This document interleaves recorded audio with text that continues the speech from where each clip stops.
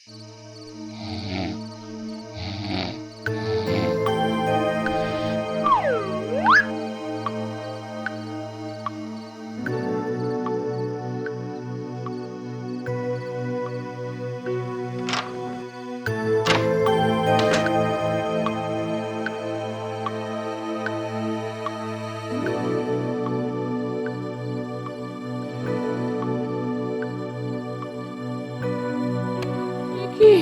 রাত দুপুরে মানুষটা আবার কোথায় গেল?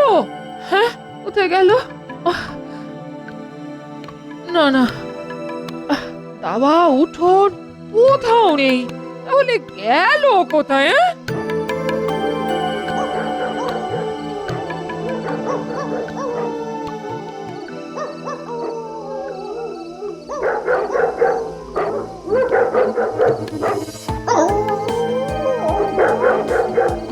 এখনো তো ফিরলো না, কোথায় গেল?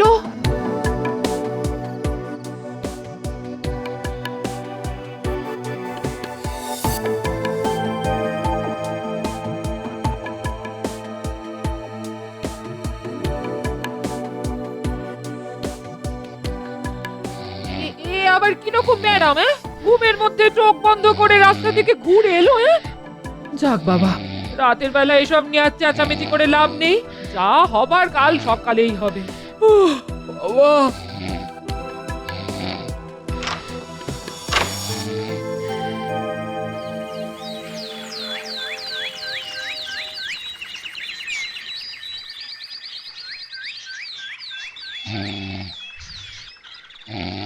এই আয় আয় আয়, ওঠো ওঠো ওঠো তো। এই ভোরবেলায় ধাক্কা মারছো কেন? শিগগির ওঠো, তোমার সঙ্গে আমার কথা আছে, ওঠো। ধুত্তেরি, ভোরবেলায় ঘুম ভাঙিয়ে বলছে কথা আছে। বলো কি কথা? বলি কাল রাতের বেলা ঘরের দরজা খুলে কোথায় গিয়েছিলে? রাতের বেলা ঘরের দরজা খুলে? এইসব কি বলছো বলো তো তুমি? তোমার কি মাথা খারাপ হয়ে গেছে? কাল রাতে ঘরের বাইরে যাওনি? না, যাইনি। তাহলে তোমার পায়ে কাদা এলো কি করে? এই দেখো দেখো দেখো দেখো, নিজের চোখে দেখো। তাই তো, পায়ে কাদা এলো কি করে?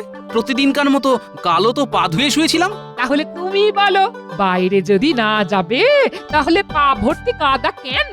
তাই তো, পা ভর্তি কাদা কেন? সে তো তুমি বলবে। কোথা থেকে পা ভর্তি কাদা নিয়ে এলে? সত্যি বলছি গিন্নি, মাথায় কিছুই ঢুকছে না। হায় হায় হায়, এ কি হলো? তবে নিশির ডাক? হায় ভগবান, আমার কপালে আবার কি উপদ্রব শুরু হলো?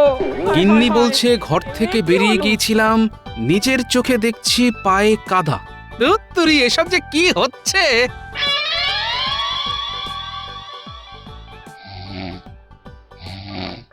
কি হলো গোপাল? রাজসভায় বসে তুমি ঢুলছো কেন? শরীর খারাপ নাকি? গোপাল, কিছু বলছেন মহারাজ? বলছি রাজসভার মধ্যে বসে বসে ঢুলছো কেন? শরীর খারাপ নাকি?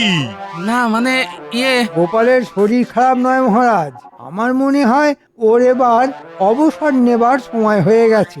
আসলে মেঘে মেঘে বয়স তো কম হলো না। মেঘে মেঘে বয়স বাড়ে আর বাড়ে বেলা, গোপাল এবার ছুটি নেবে, কাটিয়ে সব খেলা।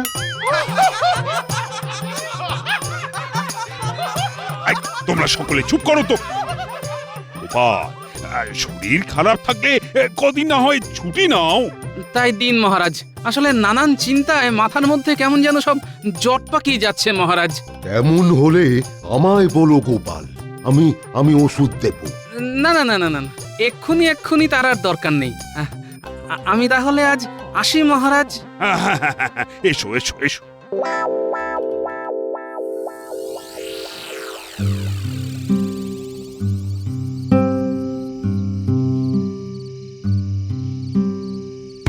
আরে এত রাতে গোপাল দাদা এখানে কেন? হয়তো মহারাজের কাছে কোনো গোপন কাজ আছে। ঠিক বলেছিস, তাহলে আর কথা না বাড়িয়ে যেতে দে।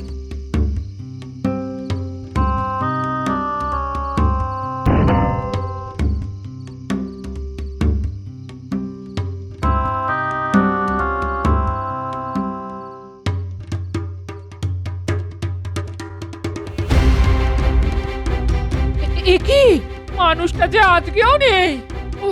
হায় হায় হায়, ভেবেছিলাম রাত জেগে ওকে পাহারা দেবো আর কখন যে এই পোড়া ঘুমে মরার মতো ঘুমিয়ে পড়েছিলাম উত্তরি কিন্তু কিন্তু মানুষটা গেল কোথায়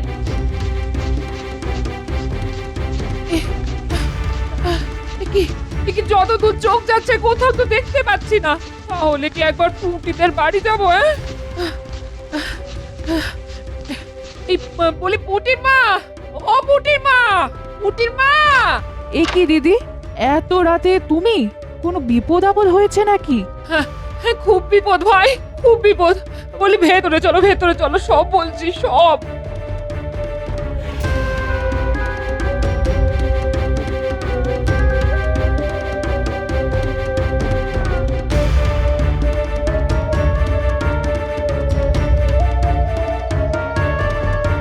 কে কে কে ওখানে কে কে ওখানে? রক্ষী রক্ষী কে কে ওখানে? ধরেছি মহারাজ, ধরেছি। আরে এ তো গোপাল দাদা।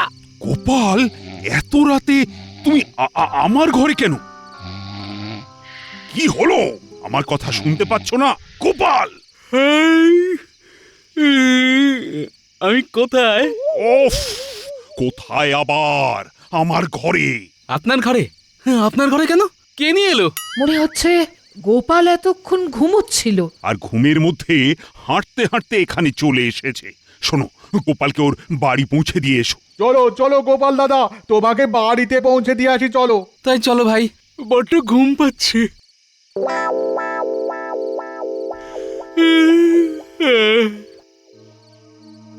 গোপালের এ কি হলো বলুন তো হ্যাঁ, এটা এক ধরনের রোগ, ঘুমের মধ্যে হেঁটে বেড়ানো। তাহলে কি হবে কি আর হবে? রাজবৈদ্যকে বলে খুব ভালো করে চিকিৎসা করাতে হবে, না হলে কিন্তু খুব বিপদ।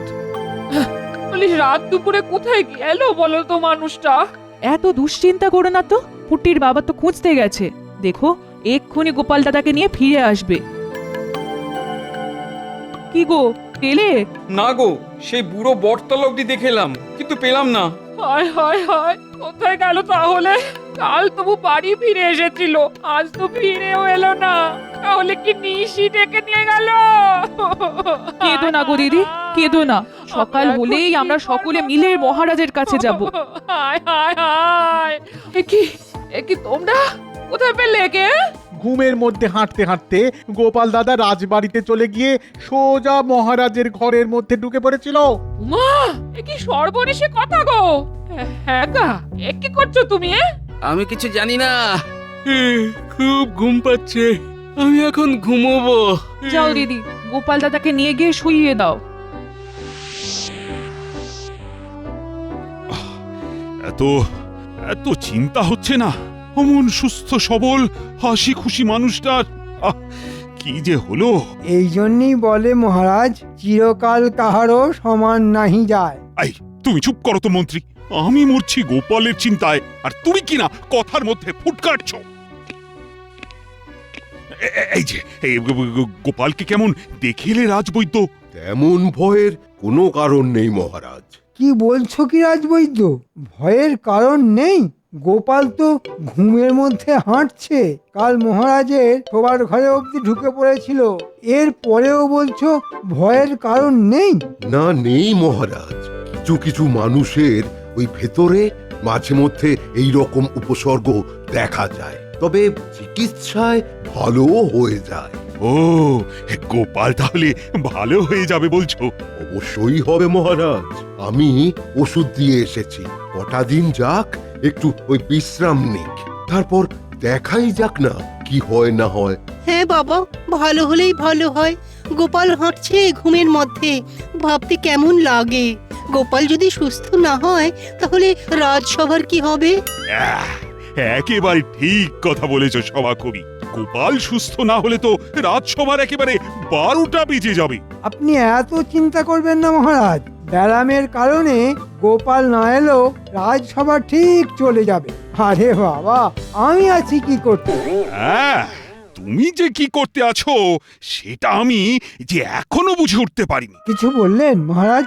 বলছি, আজ আমার মন মেজাজ খুব একটা ভালো নেই, তাই রাজসভা আজকের মতো শেষ। তোমরা এখন আসতে পারো। আরেকটা কথা, গোপালের এই ব্যামোর কথা আবার যেন রাজ্যবাসীর মধ্যে রটিয়ে বসো না। মহারাজ বারণ করলেন বটে, কিন্তু গোপালের এই ব্যারামের কথাটা কায়দা করে সারা রাজ্যে প্রচার করে দিতে হবে। আরে দোকানে তো বেশ ভিড়, তাহলে এটাই হবে উপযুক্ত জায়গা। কি মন্ত্রী মশাই, কিছু দেব নাকি? নেবার তো ইচ্ছে ছিল, কিন্তু মনটা আজ বড্ড খারাপ, তাই কিছু নিতে মন চাইছে না। কেন, মন খারাপের আবার কি হলো? আর বলো না, গোপালকে তো বুঝতে পেয়েছে। সে তো ঘুমের মধ্যে হাঁটতে হাঁটতে ঘর থেকে বেরিয়ে যাচ্ছে। তার মানে? মানে অতি সাংঘাতিক। এই তো কাল রাতে রাজবাড়ির ফটক পেরিয়ে সোজা মহারাজের শোবার ঘরে ঢুকে পড়েছিল। তারপর তো ঘুমন্ত মহারাজের গলা অবধি টিপে দিতে গিয়েছিল। ওরে বাবা, হ্যাঁ, এরপর তো ওই রাত বিরেতে ঘুমের মধ্যে ওই আশেপাশের বাড়িতে নানান অত্যাচার শুরু করে দেবে। হ্যাঁ, ভাবলেই তো ভয় হচ্ছে। গোপালের এই ব্যারামটা নিয়ে শুরু হবে আমার নতুন খেলা। আহা, তাই তো বলছি, মনটা বড্ড খারাপ। যাই গো যাই, যা শুনলে তা নিয়ে আবার পাঁচ কান করো না যেন। মনে রাখবে, মহারাজ কিন্তু এসব কথা আলোচনা করতে মানা করে দিয়েছেন। আচ্ছা দাদু, ঘুমের মধ্যে যখন হাঁটো তখন কিচ্ছু বুঝতে পারো না, না? না রে, কিচ্ছু বুঝতে পারি না। আরে বাবা, বুঝতে পারলে কি আর নরম বিছানা ছেড়ে মেঠো রাস্তায় ঘুরে বেড়াই? এই গুলটে, এসব কথা বলে দাদুকে আর ব্যতিব্যস্ত করিস না তো। দেখো দাদু, কদিনের মধ্যেই তুমি একেবারে ভালো হয়ে যাবে। বলছিস? হ্যাঁ বলছি, বৈদ্যমশাই ওষুধ দিয়েছেন। কদিন এই ওষুধ খেলেই তুমি আবার আগের মতো হয়ে যাবে। তখন আবার নাক ডাকিয়ে ঘুমোবে।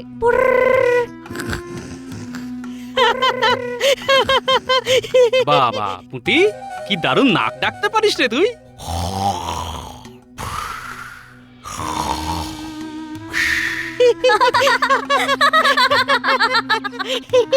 কিরে, সকলে মিলে দাদুকে নিয়ে হাসি মশকরা করলেই চলবে নাকি?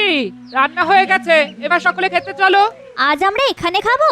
উমা, এ আবার কি কথা? তাহলে রান্না বান্না করলাম কার জন্য?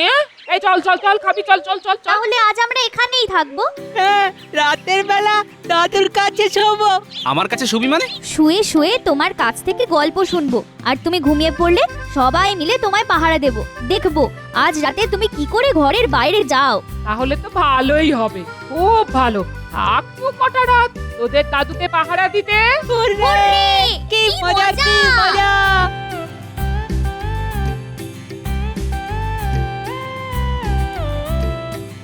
আহা আহা, কি আনন্দ, কি আনন্দ! তা এত আনন্দের কি হলো গো? আনন্দ হবে না? হ্যাঁ, ওদিকের খবর শুনেছো? কি খবর গো? গোপাল তো ঘুমের মধ্যে হাঁটতে চলতে শুরু করে দিয়েছে। সে কি গো, ঘুমের মধ্যে হাঁটছে? এ তো খুব বাজে রকমের ব্যায়াম। আহা আহা, গোপালের এই ব্যায়াম যদি আর না সারে, তখন তো মহারাজ অসহায় হয়ে পড়বেন, আর সেই সুযোগে আখের গুছিয়ে নেব আমি। হ্যাঁ, বলে এখনই এত হেসো না, একদম হেসো না। হাসবো না মানে? বলি এখনই তো হাসার সময় গো। হ্যাঁ, তাহলে হাসো, তবে বলে রাখছি, গাছে কাঁঠাল দেখে গোফে তেল যারা মেখে বসে থাকে, তাতে শেষ পরিণতি কিন্তু শেষ পরিণতি তাহলে কি হয়? হ্যাঁ, শেষ পরিণতি হয় কান্না। হ্যাঁ, এটা কে রে? হ্যাঁ, এটা বউ না বলতা? শুধু কামড়ায়, শুধু কামড়ায়। ধুর তোর। তবে আমিও ছাড়বার পাত্র নই। এমন ফোন দিয়ে আঁটবো না, গোপালকে একেবারে কৃষ্ণনগর ছাড়া করে ছাড়বো। শুধু রাতটা আসতে দাও। ও দাদু, দাদু গো, আর একটা গল্প শোনাও না। ওরে বাবা, এই তো একটা গল্প শোনালাম, আবার গল্প? হ্যাঁ হ্যাঁ, আবার গল্প, আবার গল্প। আবার গল্প শুরু হলে তো রাত কাবার হয়ে যাবে। হ্যাঁ, এই লক্ষ্মী সোনারা আমার, এখন ঘুমিয়ে পড় দেখি। কাল সকালে না হয় আবার একটা মজার গল্প শোনাবে তোদের দাদু। সত্যি তো? সত্যি সত্যি সত্যি, তিন সত্যি। হ্যাঁ চল তাহলে ঘুমিয়ে পড়ি। দাঁড়া, আসল কাজটা সেরে নি। কি কাজ দাদু? এই দেখ, দড়িটার এক প্রান্ত আমি নিজের ডান পায়ের সাথে বেঁধে নিলাম, আর অন্য প্রান্ত বেঁধে দিলাম তোর ডান পায়ের সাথে। এটা করে কি হবে দাদু? বুঝতে পারলি না? যদি তোরা সকলে ঘুমিয়ে পড়িস, আর আমি যদি গত কদিনের মতো ঘরের দরজা খুলে বাইরে বেরিয়ে যেতে চাই। বুঝতে পেরেছি। অমনি তোমার পায়ে বাঁধা দড়ির টান পড়বে আমার পায়ে, আর আমি অমনি খপাত করে চেপে ধরবি আমায়। কিরে, বুদ্ধিটা কেমন? এই না হলে গোপাল দাদু। আয় তাহলে সকলে মিলে নিদ্রা দেবীর আরাধনা করি। বালতির এই ময়লাগুলো আজ রাতে আশেপাশের বাড়িগুলোর দোরগোড়ায় ঢেলে দেব। হ্যাঁ, কাল সকালে তাহলে একেবারে হইচই পড়ে যাবে। সকলে ভাববে ঘুমের মধ্যে গোপালই এসব করেছে। তারপর ওদের উস্কে দেওয়ার জন্য তো আমি আছি। হ্যাঁ, যা জমবে না ব্যাপারটা।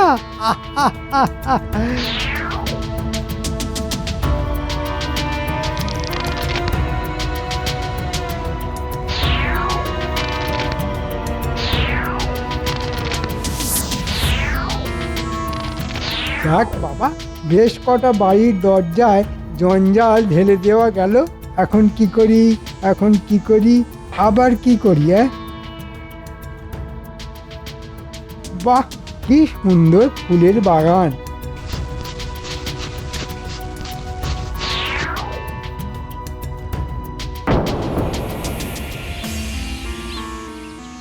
এত লোক এখানে জড়ো হয়েছে কেন? ব্যাপারটা জানতে হচ্ছে। কি বিচ্ছিরি ব্যাপার বলো তো, সকালবেলা দরজা খুলে দেখি দরজার সামনে পচা জঞ্জাল। আরে তোমরা দরজার কথা কি বলছো? আমার দরজা খুলেও তো ওই একই অবস্থা। মাছের কাঁটা, মাংসের হাড় সব পড়ে আছে। ছি ছি ছি ছি ছি, সাত সকালে নিজের হাতে ওই জঞ্জাল পরিষ্কার করতে হলো আমায়। জানো, আমার সাধের বাগানটা একেবারে তছনছ করে দিয়ে গেছে। অমন সুন্দর ফুল গাছগুলো একেবারে ভেঙে চুরে মাটিতে শুয়ে পড়েছে। আচ্ছা, এসব কে করতে বলো তো? আমার মনে হয় ঘুমের মধ্যে গোপালই এসব অপকর্ম করে বেড়াচ্ছে। তাহলে তো মহারাজের কাছে গিয়ে গোপালের নামে নালিশ করতে হয়। যাক, উস্কানোর প্রাথমিক কাজটা হয়ে গেল।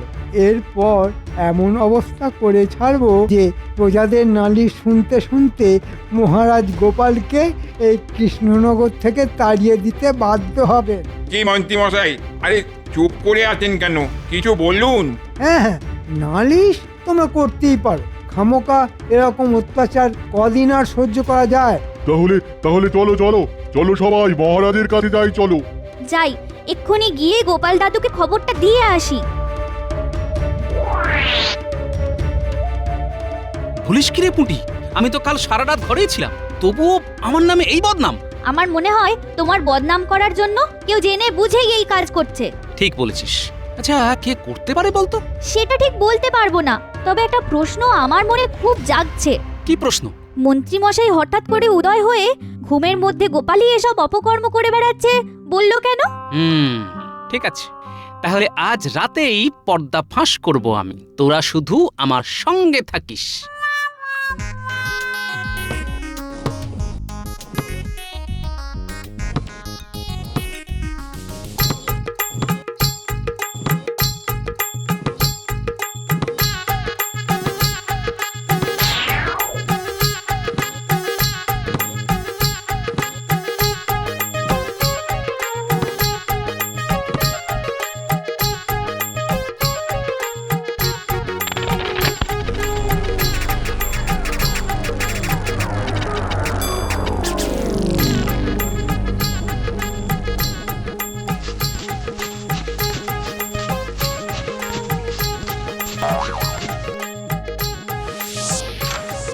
সকালে লোকেদের কাছ থেকে নালিশ শুনে মহারাজ খুব বিরক্ত হয়েছেন।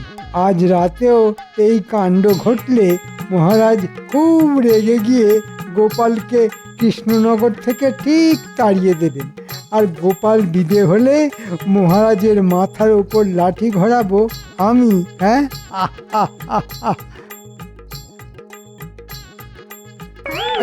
আরে আরে আরে কে আছো? বাঁচাও, বাঁচাও, আমি গর্তে পড়ে গেছি, বাঁচাও, বাঁচাও। বাঁচার তো পথ নেই, জম যে সম্মুখে দাঁড়িয়ে আছে। কি মন্ত্রী মশাই, আমাকে বদনাম করার জন্য এসব অপকর্ম তাহলে আপনারই? স্বীকার করছি সব অপকর্ম আমার, কিন্তু আমাকে এখন এই গর্ত থেকে তোলো ভাই। ওরে বাবা রে, পায়ে যে খুব লেগেছে। ওরে বাবা রে। এত তাড়াতাড়ি আপনাকে ছেড়ে দেবো? কিরে তোরা কি বলিস? মোটেই না। কাল ভোর হতেই সকলকে ডেকে এনে দেখাবো। হ্যাঁ, হ্যাঁ। দেখো দেখো দেখো, সকলকে ধোঁকা দেবার জন্যে আবার আবার গোপাল দাদার মতো সাজা হয়েছে। কিন্তু বেটা চামচিকেটা জানে না এরকম ফুটকো চেহারা নিয়ে গোপাল ভাঁড় হওয়া যায় না। মার মার মার মার বেটাকে মার, ঢিল মার ঢিল মার। ওরে বাবা রে, ওরে আর মারিস নি রে বাবা, আর মারলে আমি যে অক্কা হয়ে যাব। মহারাজ, ও মহারাজ, কোথায় আপনি? আপনি এসে আমায় বাঁচান মহারাজ, বাঁচান। তোমাকে বাঁচাতে আমার বই গেছে। তুমি যেমন শয়তান, তেমন উপযুক্ত তোমার শাস্তি হচ্ছে। কি বলো গোপাল? সে আর বলতে